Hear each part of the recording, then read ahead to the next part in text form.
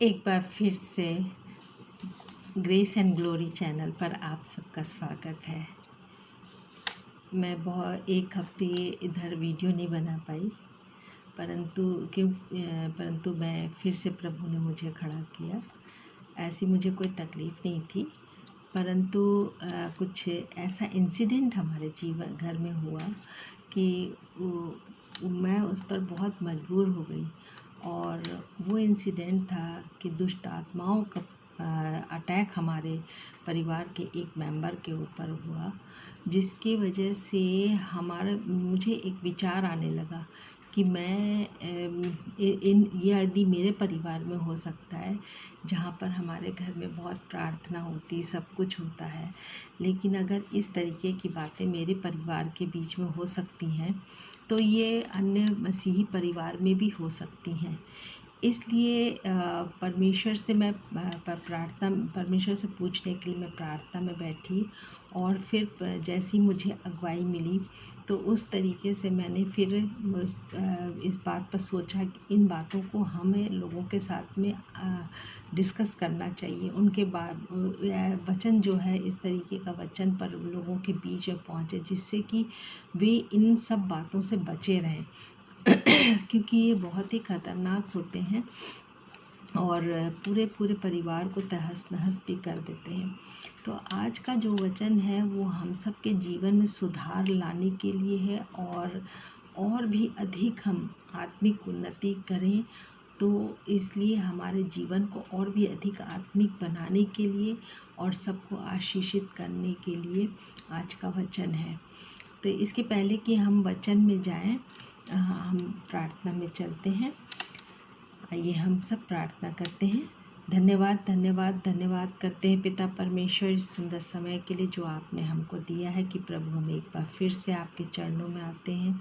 और पिता परमेश्वर, आपके प्रभु जी वचन को लेकर हम खड़े होते हैं। पिता परमेश्वर, प्रभु जी हम आपसे विनती और प्रार्थना करते हैं, मुझे अपनी सामर्थ्य शक्ति से भरना प्रभु, कि पिता परमेश्वर जो भी वचन हमारे मुंह से निकले, जो भी शब्द हमारे मुंह से निकले, उन सब पर प्रभु आपका पूर्ण नियंत्रण हो। हमारे जीव को प्रभु पूरी तरीके से आप अपने नियंत्रण में लें पिता परमेश्वर, और सुनने वालों को प्रभु जी उनके हृदयों को आप तैयार करें, होने दे कि ये वचन प्रभु जी उनके लिए प्रभु जी उनके आत्मिक जीवन में उन्नति करने वाले हों, और उनके जीवन में प्रभु जी ऐसी बहुत सी चीज़ें जो आपकी निकटता में आने पाए पिता परमेश्वर, और प्रभु जी वे आशीषित होने पाए।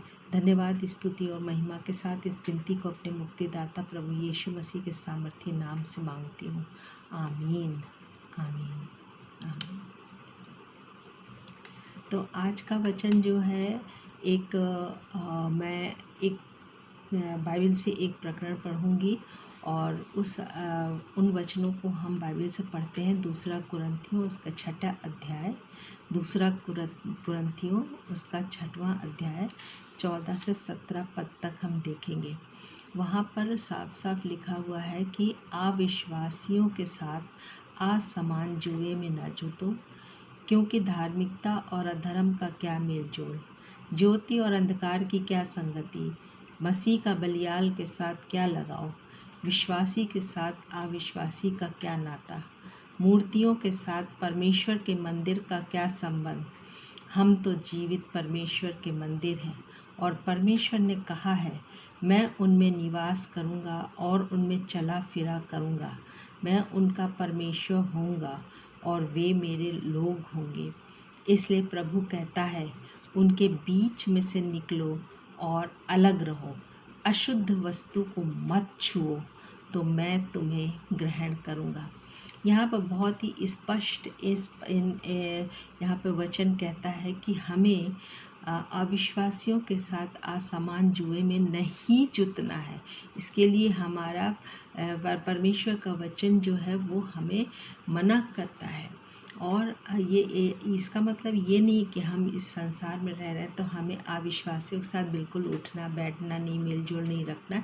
नहीं, हमें मतलब उनके साथ उठना बैठना, उनके साथ कार्य करना, उनके साथ अच्छे संबंध रखने हैं, लेकिन उनकी संगति में नहीं रहना, क्योंकि संगति जो है वो अच्छे चरित्र को भी बिगाड़ देती है। तो ऐसा क्यों लिखा हुआ है, ऐसा क्यों मना किया गया है? क्योंकि इन सब का एक विश्वासी का जीवन और अविश्वासी का जीवन में कोई भी समानता नहीं होती है।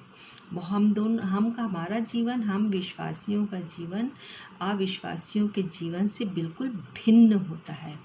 और हमारी जो बाइबल है, जो हमें वचन सिखाती है, ये एक तरीके से हमारा जीपीएस है, क्योंकि हमारी जो डेस्टिनेशन है वो बिल्कुल फ़र्क है। हमारी डेस्टिनेशन, हमारी मंजिल जो है वो हमारा स्वर्ग की तरफ जाना है, यानी परमेश्वर के पास जाने का है। हम इस संसार में रहने के बाद जब इस शरीर को छोड़ेंगे, इस शरीर को हम त्यागेंगे, तो हमें कहाँ जाना है ये हमें निश्चित कराता है। तो ये ही है बाइबल, जो हमें हमारे लिए जीपीएस का काम करता है और हमें उस मंजिल तक पहुंचाने के लिए हमें मार्ग दिखाता है।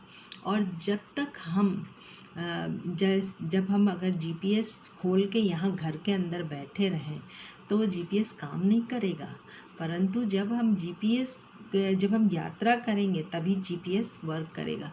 इसलिए ये एक हमारी यात्रा है, तो हमें इस यात्रा में बाइबल की बातों को, बाइबल की वचनों को पढ़ना है। ये परमेश्वर का जीवित वचन है और इसको पढ़ना और इसी पर चलना है, तभी हम अपनी उस मंजिल को पहुंच सकते हैं।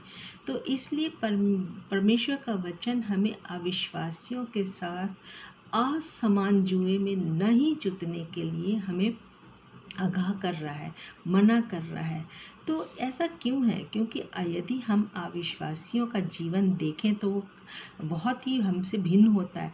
उनके पास सब कुछ होने के बाद भी उनका जीवन अंधकारपूर्ण होता है, निराशाजनक होता है, असंतुष्टि से भरा होता है, अशांत होता है और उनके जीवन में कोई जॉय नहीं होता। विदाउट जॉय उनकी लाइफ होती है। जॉय होता है वो आंतरिक खुशी, आंतरिक प्रसन्नता जो परमेश्वर के द्वारा यीशु मसीह में मिलती है।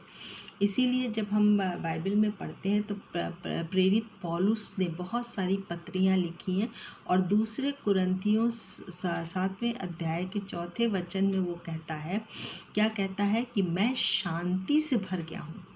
वो कहता है कि मैं शांति से भर गया हूँ और अपने सारे क्लेश में मैं आनंद से अति भरपूर रहता हूँ।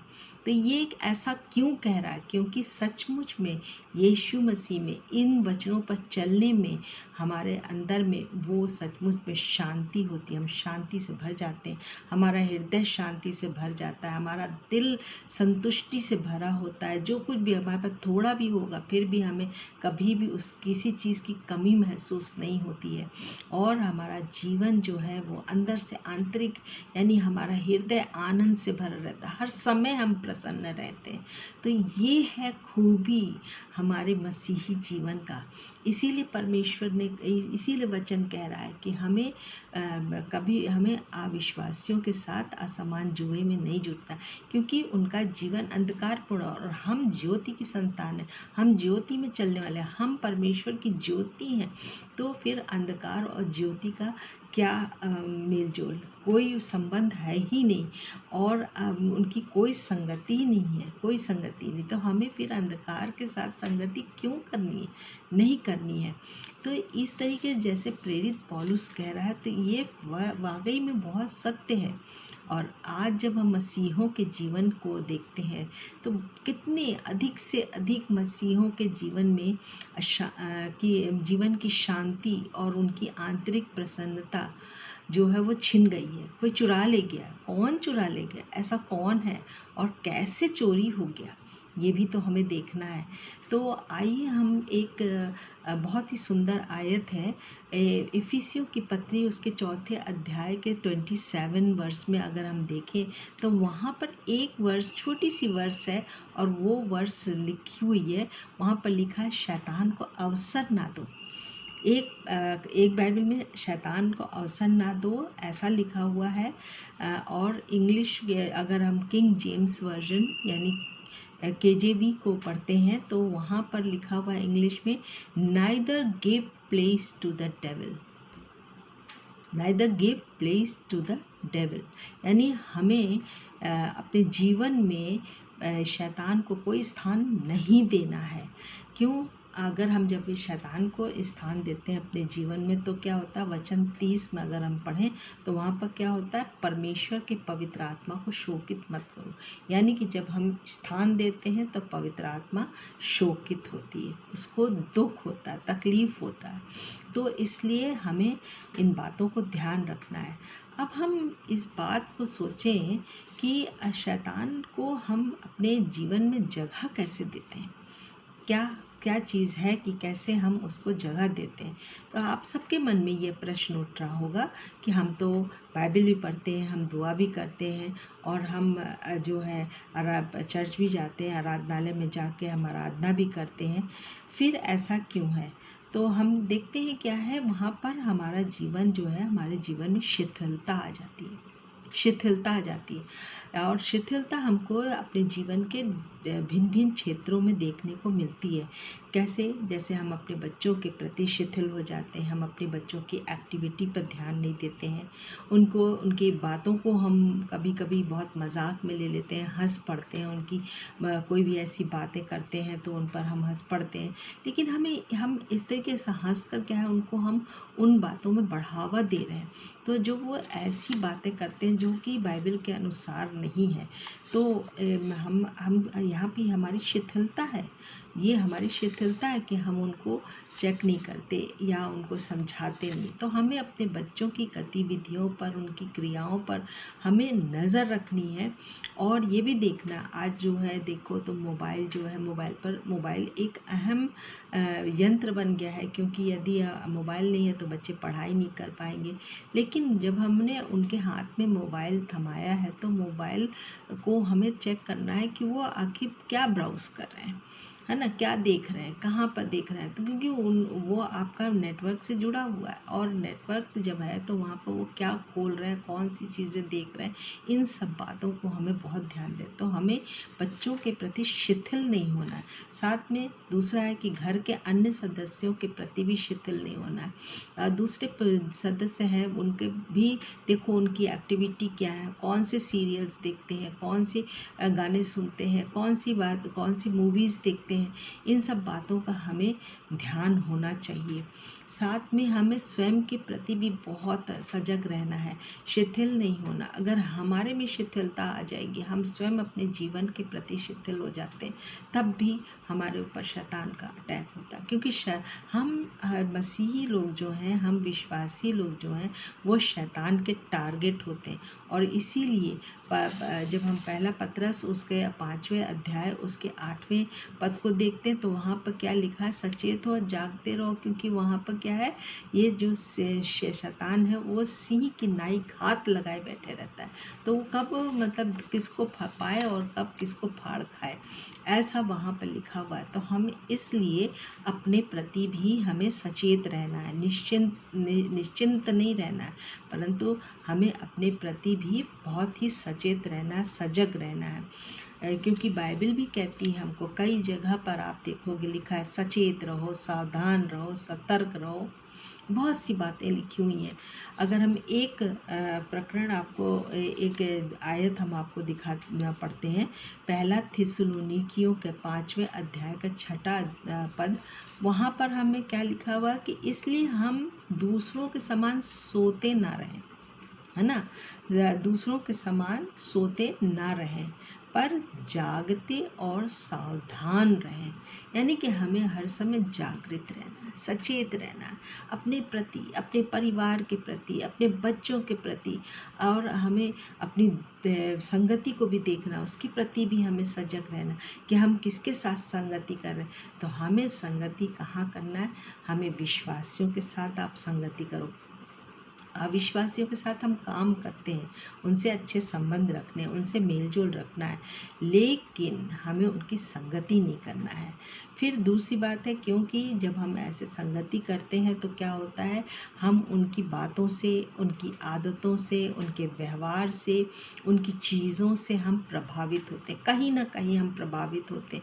और हम मनुष्य हैं, तो मनुष्य हैं और शैतान हमारा विरोधी है, और वो विरोधी जो है वो गरजने वाले सिंह के समान है।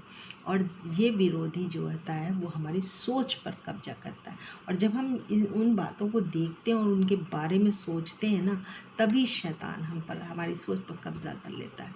और जब शैतान कब्जा कर लिया, तब उस समय उसके बाद हमारी कहते वो चीज़ें, वो बातें, वो सब हमारे कान में गूंजती हैं, हमारी आँखों के सामने दिखाई देंगी। हम सोते भी होंगे, रात में भी देखते नहीं हो, अगर हम खाली बैठे हैं तब भी हमारी आँखों में वो सब बातें तैरती रहेंगी, उनको वो चीज़ें तैरती रहेंगी आँखों पे।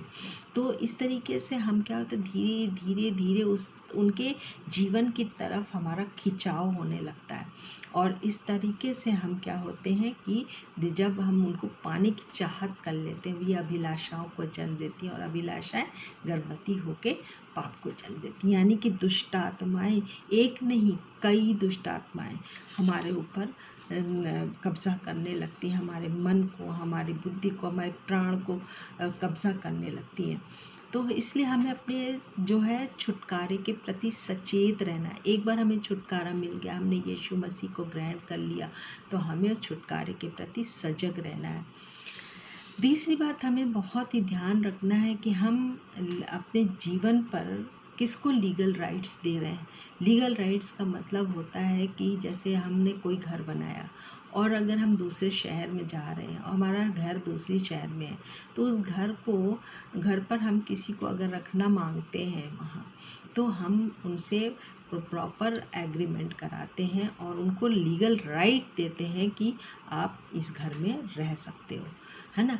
तब वो रहते हैं, क्योंकि आप उनको अच्छी तरीके से जानते हो, उनके साथ एग्रीमेंट करते हो, और कोर्ट से पेपर्स पे साइन होते हैं एग्रीमेंट पर, और इस तरीके से आप जो है तब उस घर को आप उन्हें उस घर में रहने के लिए उनको लीगल राइट देते हो। तो इस तरीके से हमें देखना है कि हम किसको लीगल राइट दे रहे हैं। हम यीशु मसीह को अपने जीवन पर लीगल राइट दे रहे हैं, या फिर शैतान को दे रहे हैं अपने जीवन पर, अपने धन संपत्ति पर, फिर अपने परिवार पर, अपने प्राण पर, अपने किसी भी चीज़ पर, चाहे अपने मोबाइल पर, अपने टीवी पर, अपने लैपटॉप पर, अपने स्पीकर्स पर, हम किसको अधिकार दे रहे हैं। यीशु मसीह को, यीशु मसीह की बातों को, यानी कि वचनों को, मसीही संगीत को, ये मसीही फिल्मों को, या फिर हम शैतान को जगह दे रहे हैं। तो लीगल राइट हम किसको दे रहे हैं, इसका हमें बहुत ध्यान रखना है। और क्योंकि शैतान तो हर जगह घुसना चाहता है, हमारी हर चीज़ पर कब्ज़ा करना चाहता है, और हम में से कोई नहीं चाहता है। मैं निश्चित रूप से कहती हूँ कि यदि आप मसीही हो तो आप बिल्कुल नहीं चाहोगे कि शैतान या दुष्ट आत्माएं आप पर कब्ज़ा करें, ना तो आपके स्वयं के व्यक्तिगत जीवन पर, ना हमारे फाइनेंस पर, ना हमारे परिवार के अंदर, ना हमारे घर में, और ना हमारे जीवन के किसी भी क्षेत्र में। लेकिन बहुत सी हमारी बातें और हमारे कार्य, हमारे निर्णय, हमारी आदतें, हमारी संगति आदि से अनजाने में शैतान को और दुष्ट आत्माओं को हम लीगल राइट्स दे बैठते हैं, और अपने व्यक्तिगत जीवन पर, घर पर, परिवार पर, अपने बच्चों पर, अपनी धन संपत्ति पर, आदि आदि तमाम विभिन्न क्षेत्रों पर हम अधिकार दे देते हैं, है ना। अधिकार, लीगल राइट्स दे देते हैं। तो जब हम लीगल राइट्स देते हैं तो इस तरीके से क्या होता है कि हमारा जीवन बिल्कुल अंधकार में बनता जाता है, क्योंकि हम यीशु की संगति में नहीं होते, और क्योंकि हमारा घनिष्ठ संबंध, वो संबंध जो परमेश्वर से एक बार बनता है, वो उस संबंध में धीरे धीरे दरार आने लगती है, और इस तरीके से हम परमेश्वर से दूर, और शैतान का काम ही है कि हमको परमेश्वर से दूर ले जाना।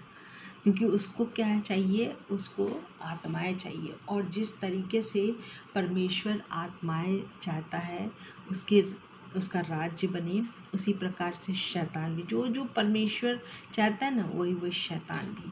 क्योंकि देखो, वचन का प्रयोग वो भी करता है और वचन का प्रयोग हम भी करते हैं। तो जब दुष्ट आत्माओं को निकालना होता है तो हम वचन का प्रयोग करते हैं, और जब उससे हमें कब्जे में लेना होता है ना, तो वो वचन का प्रयोग करता है। क्योंकि अगर हम यीशु मसीह के उस समय को देखें, जब वो बपतिस्मा लेने के बाद 40 दिन वीरान निर्जन स्थानों में घूम रहा था, रह रहा था, वहाँ उपवास के समय में था, तो उस समय जो है किस तरीके से शैतान 3 बार उसके पास आया और वहाँ पर उसने वचनों का प्रयोग किया। और लेकिन यीशु मसीह ने क्या किया, क्योंकि वो तो परमेश्वर का बेटा था, और तो हम भी तो परमेश्वर के बेटे और बेटियां बनना है हमको। तब वो उसने क्या किया, उसने वचन का प्रयोग करके शैतान को पराजित किया। इसी तरीके से हमें भी परमेश्वर के बेटा बेटी बन के और हमें उसे शैतान को पराजित करना है। यह देखिए, हम सब जो है ना, 2 प्रकार के संसार में रह रहे हैं, एक दृश्य और अदृश्य। और ये दोनों प्रकार के संसार में हमें रहना पड़ता है, क्योंकि दृश्य संसार जैसे हम और आप और मनुष्य सब हमें आसपास दिखाई दे रहे हैं, जो हम देख पा रहे हैं, वो संसार में हम रहते हैं। और कुछ हमारे आसपास चारों तरफ जो है अदृश्य संसार है, और ये अदृश्य संसार में कौन है, वो आत्माएं हैं जो हम मनुष्यों पर कब्जा करती हैं। और ये जो दृश्य संसार है ना, वो तो सो भी जाता है ना, पूरे समय नहीं जागता है भाई। रात में हम सब सो जाते हैं, दिन में भी कभी कभी सो जाते हैं, लेकिन ये अदृश्य आत्माएं जो है ना, ये अदृश्य संसार जो है ना, हर समय क्रियाशील रहता है, एक्टिव रहता है। ये 24 घंटे काम करते हैं, इसलिए हमें बहुत सावधान रहने की आवश्यकता है। और हम अच्छी तरीके से जानते हैं कि हम जो हैं वो 3 चीज़ों से बने हुए हैं, 3 चीज़ों से, देह, प्राण और आत्मा। और देह क्या है, देह तो नश्वर है, वो मिट्टी से बना है, मिट्टी में मिल जाएगा। प्राण क्या है, प्राण हमारे जो है आदतें बन जाती हैं, जो हमारे अंदर में आ जाती हैं, और हम अपने बिल्कुल प्राण जो है उनको हम आदतें कह सकते हैं। और तीसरा है हमारी आत्मा, और आत्मा जो है वो अजर है, अमर है। तो इस तरीके से हम जो अपने प्राण की रक्षा करें, प्राण की रक्षा करेंगे, तब हमारा जीवन जो है वो सफल होगा और हम उस मंजिल तक पहुंच सकते हैं। अविश्वासियों का जीवन जो होता है वो सांसारिक होता है, उनकी जीवन शैली जो होती है हम विश्वासियों से बिल्कुल भिन्न होती है। वे मूर्ति पूजक होते हैं, अंधविश्वास से भरा हुआ उनका जीवन होता है, उनकी पसंद और नापसंद भी हमसे बिल्कुल अलग होती है। जिन वस्तुओं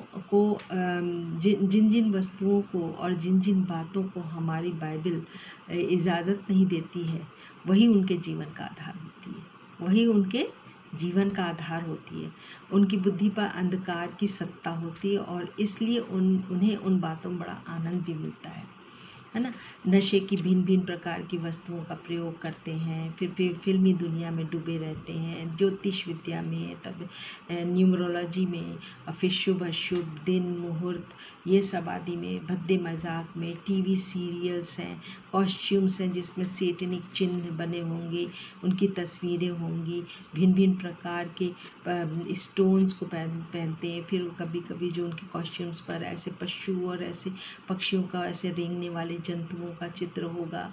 फिर साथ में हम देखेंगे कि भिन्न प्रकार की पत्थरों का उपयोग करते हैं प्रॉस्पेरिटी के लिए, शांति के लिए, रहने के लिए, फिर उस शांत रहने के लिए, फिर उसके बाद क्या कहते हैं, अच्छे जीवन साथी के लिए, अच्छी जॉब पाने के लिए, और सुरक्षा के लिए भी, और स्वस्थ रहने के लिए भी इस तरीके से ऐसे तमाम स्टोन्स का प्रयोग करते हैं। फिर उसके बाद ज्योतिषियों के पास जाते हैं, बाबा लोगों के पास जाते हैं, तमाम तांत्रिक लोगों के पास जाते हैं, और तमाम ऐसे चीज़ों को ग्रहण करते हैं और उसको अपने शरीर पर धारण करते हैं। तो इस तरीके से उनके ऊपर तो पूरी तरीके से अंधकार की सत्ता ही है ना, अंधकार की सत्ता है। और फिर हम देखेंगे कि तमाम ऐसे स्थानों पर जाना जहाँ कि बाइबल के अनुसार शुद्ध, ऐसे स्थानों को अशुद्ध मलिन कहा गया है। तो ऐसी जगहों पे जाते हैं। फिर सांसारिक अभिलाषाओं और वासनापूर्ण उनका जीवन होता है, अनैतिकता से भरा होता है, भ्रष्टाचार से भरा हुआ जीवन होता है, छल कपट प्रेम रहित, और फिर उसके बाद स्वार्थपूर्ण जीवन होता है, घमंड होता है, पैसों का घमंड, सुंदरता का घमंड, प्रॉपर्टी का घमंड, फिर पढ़ाई का घमंड, ओहदे का घमंड, और न जाने कहाँ किन किन बातों का उनको अंदर में अहंकार और घमंड होता है। और इन सब बातों का बाइबल जो है पूरी तरीके से बहिष्कार करती है। तो हमारा जीवन ऐसा नहीं है, अविश्वासियों की तरह हमारा जीवन नहीं है। इसीलिए वचन कहता है कि अविश्वासियों के साथ असमान जुए में ना जुटो। तो हमें उनकी बातों को नहीं ध्यान रखना है, परंतु जब हम विश्वासी इनकी संगति करते हैं ना, तो निश्चित रूप से हमारा जीवन प्रभावित होता ही होता है। हाँ, उनके साथ थोड़ी देर आप जैसे संबंध रखे, काम से काम मतलब रखा और चले आए, तब तो कोई फ़र्क नहीं। लेकिन यदि आप उनके साथ संगति करते हो तो आप उनकी एक एक चीज़ों को आप बारीकी से देखते हो, उनकी बातों को सुनते हो, उनकी आदतों को देखते हो, और धीरे धीरे फिर आप उनके साथ क्योंकि वो ऑफ़र करते हैं और आप उन चीज़ों को से प्रभावित होते हो।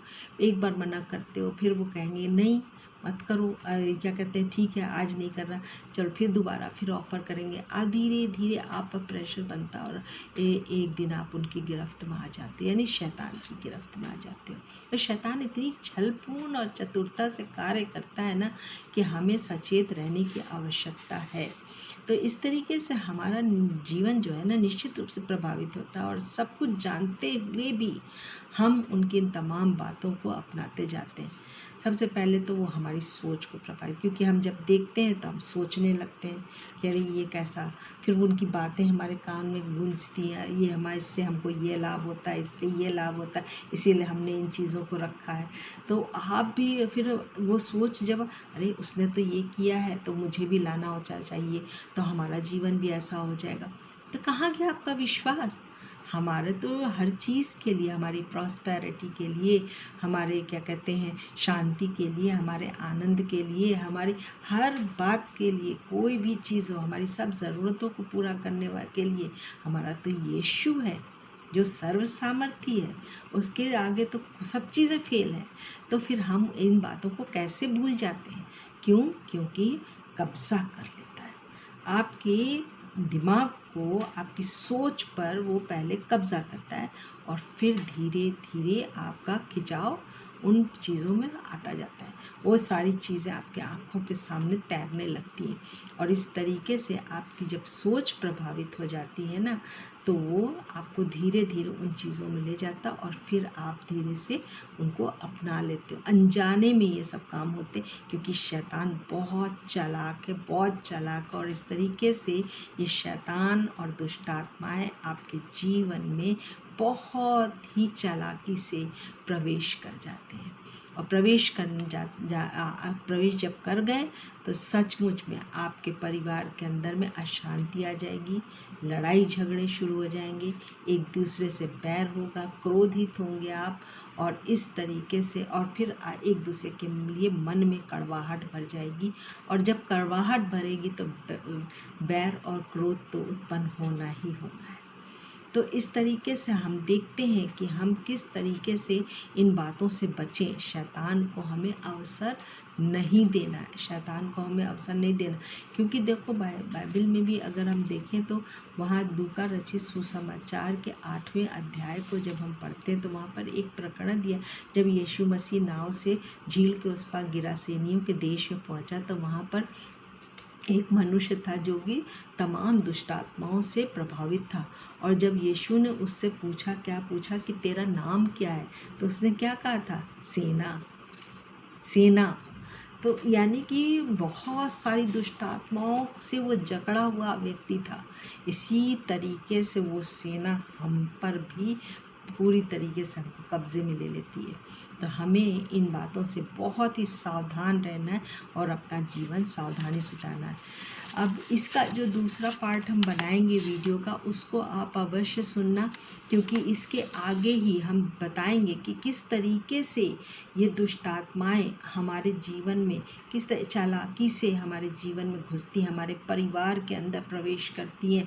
और वो क्योंकि अगर हम बात करेंगे कि किस तरीके से आत्माएं एक स्थान से दूसरे स्थान, एक व्यक्ति से दूसरे व्यक्ति के अंदर में कैसे प्रवेश करती, पवित्र आत्मा भी प्रवेश करती है यदि, तो दुष्ट आत्माएं भी मनुष्य के एक मनुष्य से दूसरे मनुष्य के अंदर में प्रवेश करती हैं।